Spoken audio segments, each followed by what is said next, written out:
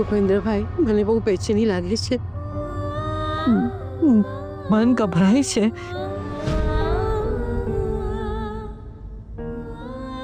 શાંત થઈ જાઓ ભાભી. મોટા ભાઈને કંઈ નહીં થાય. હા, પણ તોફાન આવવાનો અણસાર લાગે છે મને.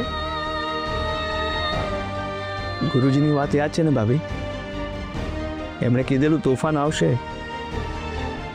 પણ તોફાન આવ્યા પછી પરમ શાંતિ.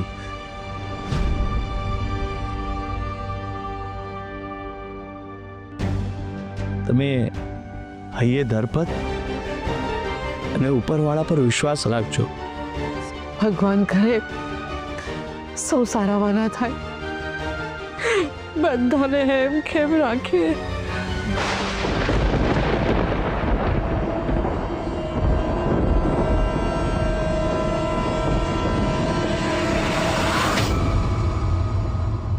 આટલા ફોન કર્યા શ્રીને તો એક ફોન એક મેસેજ નહીં. ખબર નથી કે ઘરમાં શું ચાલે છે. રિયા, તું જ કહેતી હતી ને કે લગ્નમાં બધા બિઝી હશે. પણ કંકુના લગ્ન તો ક્યારના પતી ગયા હશે. હવે તો અમારી સગાઈ શરૂ થવામાં હશે. એ સમજાતું નથી. ઘરેથી નીકળતી વખતે જ સાથે કોઈને લઈ લેવાની જરૂરત હતી, તો આટલું મોડું ના થાય. હવે પહોંચી જશો. હવે શાંત થા થોડી. તું જ મારું ઋણ ઉતારી શકીશ બેટા. કંકુ તારી સાથે રહેશે ને તો મારે અહીં ધરપત રહેશે ને કંકુને પણ. શ્રી બેટા, માનીશ ને મારી વાત?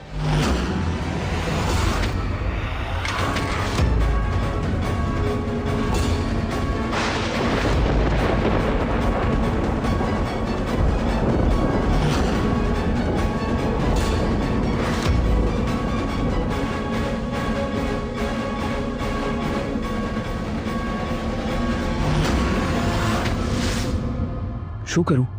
રિયા સાથે વાત કરું? શું થયું શ્રી?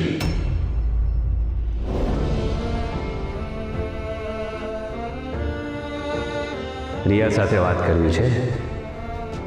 મને ખબર છે કે તું રિયાને બહુ જ પ્રેમ કરે છે. આજે તારી એની સાથે સગાઈ છે ને?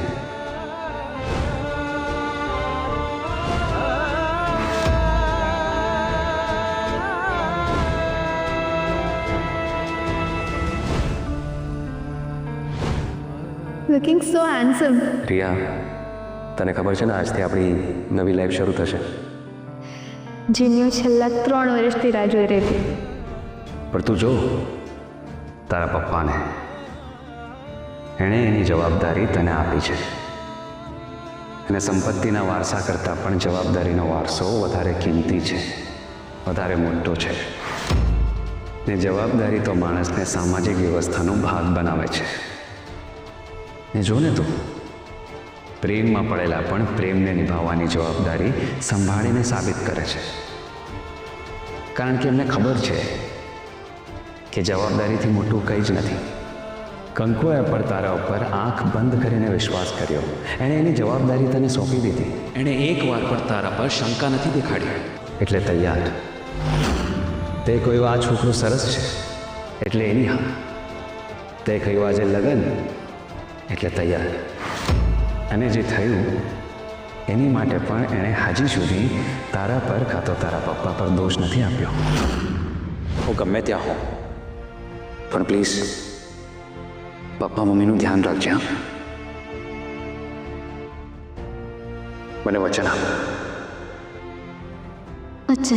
પપ્પા તને સુખી જોવા માંગે છે. તારા સુખ માટે અને પપ્પાની ખુશી માટે મારે જે પણ કરવું પડે ને એ હું કરીશ. અને અમારું વચન છે તને. એનું અફેર ચાલે છે, એ પણ એકાદ સાથે નહીં, એરિયાના કેટલાય છોકરાઓ સાથે. છોકરીઓની જિંદગી બરબાદ કરે છે.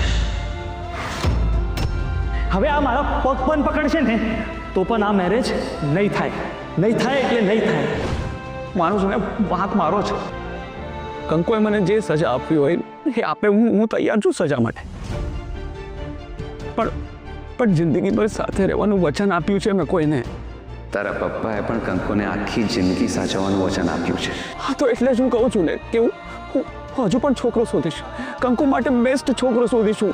સેમ ડાયલોગ અગાઉ પણ ત્યાં કહ્યું છે ને. અને હા, 2 વાર, અને બંને વાર ફેલ. એના પછી પણ તારા પપ્પા તારા પર 3જી વાર વિશ્વાસ કરે છે અને તને કહે છે કે ના, એ મને લગ્ન કરવાનું કહે છે. એ જ તો હું કહું છું. 2 વાર ફેલ થનારા છોકરા પર બી એના પપ્પા વિશ્વાસ કરે છે. એમને એવું લાગે છે કે તું એમની બધી વાત માનશે, એમને જે જોઈએ છે તે તું કરીશ, એમના કયા મુજબ ચાલીશ. આ તારા પપ્પાનો તારા પરનો વિશ્વાસ છે શ્રી. પણ આ વિશ્વાસ તો રિયાએ પણ મારા પર મૂક્યો છે ને, એનું શું?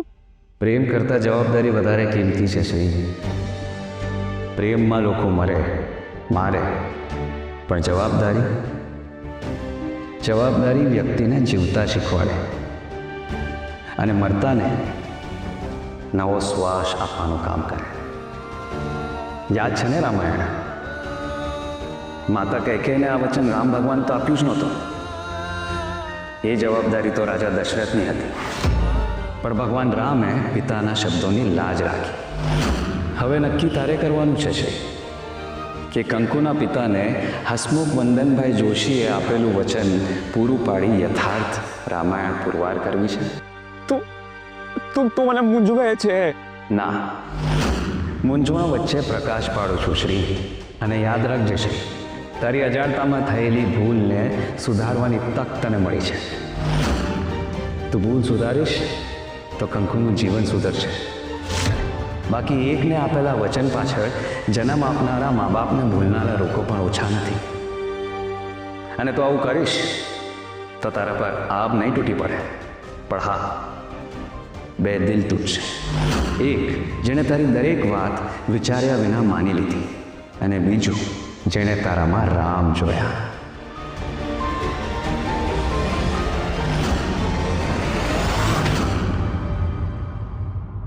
ચિંતા નહીં કરશી, મને કાંઈ નહીં થાય. તું છે ને મારી સાથે.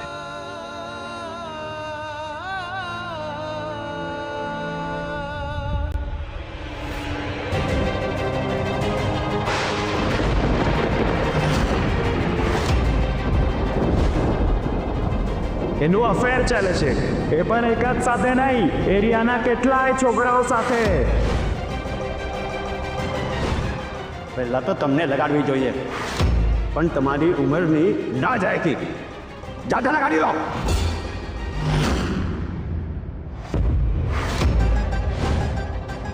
આ ગુનેગારને તો સજા જરૂર મળશે. સર મારી વાત સાંભળો સર. ચાલો તમે પોલીસ સ્ટેશનમાં હિસાબ કરીશું. ચાલો સાહેબ, બરાબર હિસાબ કરજો સાહેબ. તમારી આબરૂને તો કલંક લાગી ગયું, કલંક. તમે બાપ નહીં, કસાઈ છો, કસાઈ. પપ્પા, બાપુજી, પપ્પાની આ હાલત તારા કારણે થઈ છે.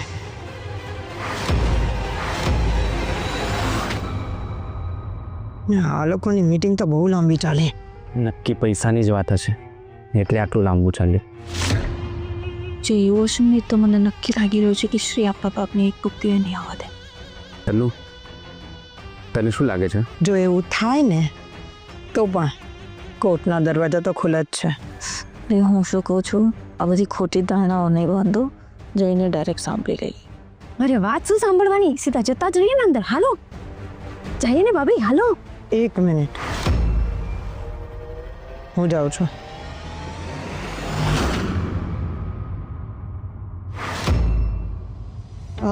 શ્રીનો હજી સુધી કોઈ ફોન નથી. હદ કહેવાય. ખરેખર રિયા, તારે વિચાર કરવો જોઈએ. પહેલાં કહે છે આવું છું અને પછી ગુમ થઈ ગયો. અરે અત્યારે તમારા લોકોની સગાઈનો સમય થાય છે, એના માટે પણ ફોન નથી કરતો. કમાલ છે. જો બેટા, પ્રેમ છે એ સાચી વાત છે, પણ એક પક્ષીય હોય તે.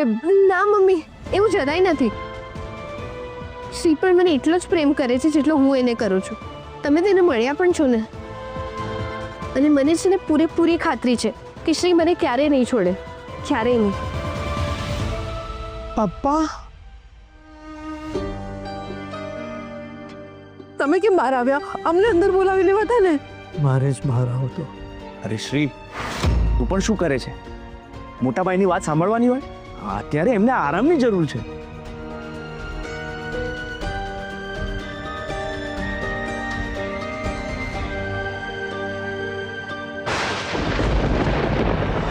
આજે મેં એક નિર્ણય લીધો છે. શું નિર્ણય લીધો છે? આજે જે થયું કંકુ સાથે. શ્રી બેટા, પણ આ કંકુ કેમ નથી દેખાતી?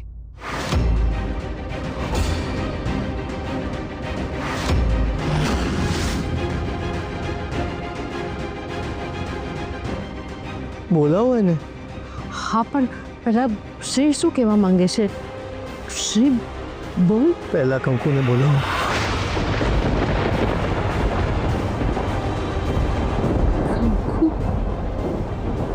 પ્રિયા, જા જલ્દી કંકુને બોલાવી લાવો. હા.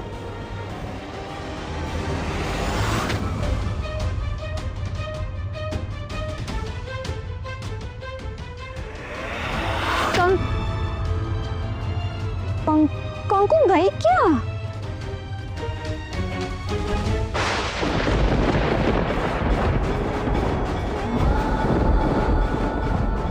આવડી મારા બાપુજી અહીંયા રહે છે, પથ્થરનું ધ્યાન રાખજે. અને આપ શુપન હવે એમને નહીં લડે એટલે હું તારી પાસે આવું છું. આવડી બાપુજી, તમારી માફી માંગવી હતી, પણ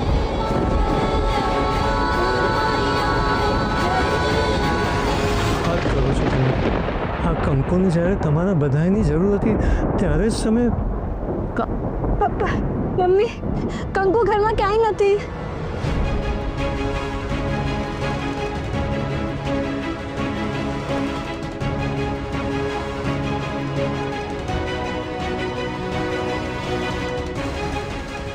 હાશ ગઈ. શરમ આવી જોઈએ તમને બધાને. આ જે છોકરી આપણા બધાનું આટલું ખ્યાલ. પપ્પા, તમારી તબિયત ખરાબ હતી ને, એ જ ટેન્શનમાં અમે બધું ભૂલી ગયા. તમન્ના બહુ, એકવાર વિચાર તો કરીશું.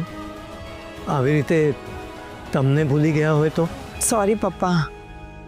હાય પપ્પા, અમને ચસકી ગયું લાગે છે. તમને કંકુડી નોકરાણીની સાથે સરખાવે. સરખ્યાઈ ગયા છે. ઘરમાં નથી તો ક્યાં ગયો છે? અરે હવે જાઓ અને જલ્દી શોધો એને, ક્યાં કાંઈ ખોટું પગલું ન ભરી દે. હે ભગવાન, હવે હવે શું મારું મોઢું જોતા રહેશો? એમ જ જઈને તમે બી શોધો ને કંકુને. હા ને પપ્પા, જઈએ. તમે ટેન્શન નહીં કરો, કંકુ મળી જશે.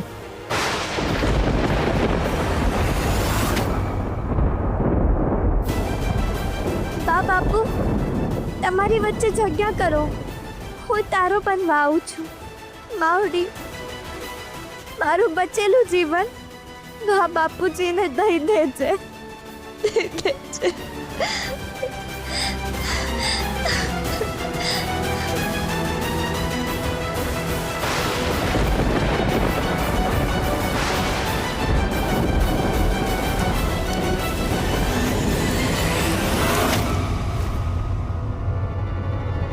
ઉભા રહો. આમ શું હરક પદુઆની જેમ ભાગી રહ્યા છો? અરે કંકુડીને ગોતવા. પપ્પાને રાજી તો કરવા પડશે ને. મને ખબર છે એ ક્યાં છે. હાય પપ્પા, ભાભી તો પહેલા બોલાય ને. હાય, આમ જોયું ને પપ્પાની ડાગરી કેવી ચસકી ગઈ હતી. એ શું? એટલે પપ્પાની તબિયત કેવી ખરાબ થઈ ગઈ. ભાભી, તમે ખોટી દોડધામ કરાવી ને. હું દોડધામ કરાવી નથી રહી, તમારા લોકોની દોડધામ બચાવી રહી છું. ચલ, મારી તમુનું કામ એકદમ પરફેક્ટ જ હોય છે. હા, તમને લોકોને શું લાગે છે કે કંકુ પાછી આવે અને આપણી મિલકતમાં ભાગ પડાવે? ના હો, જરાય નહીં. એને તે એક રૂપિયો પણ ના મળવો જોઈએ. આ બધું તો પપ્પાની ખુશી માટે કરું છું. તો પછી સમજો કે પનોતીથી કાયમ માટે આપણે છૂટી ગયા. હા ચલો હવે બધા મમ્મી પપ્પાને બતાવવું પડશે કે આપણે એને શોધી રહ્યા છીએ. હા બેસ્ટ બેસ્ટ. પછી પાછા આવીને કહી દેવાનું કે પપ્પા કંકુડી ક્યાંય નથી મળતી. હા હાલો હાલો. તમુ આ બાજુ જઈએ કે આ બાજુ જઈએ? ગમે ત્યાં શોધવું એ જરૂરી છે. જે આમ ચાલો. કંકુ કંકુ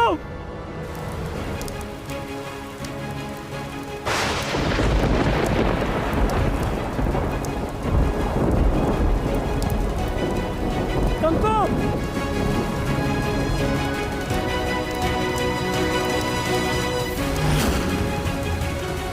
કંકુ કંકુ કંકુ કંકુ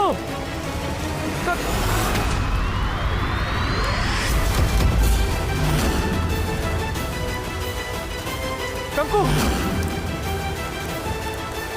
કંકુ નહીં કંકુ નહીં કંકુ નહીં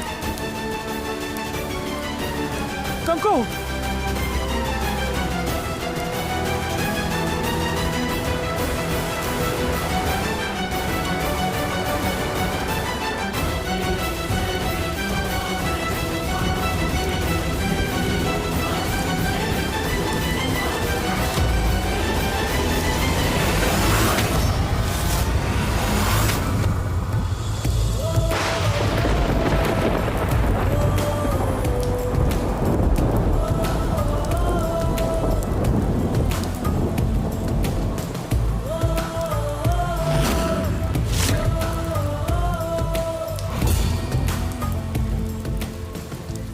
કંકુ તો પાગલ છે.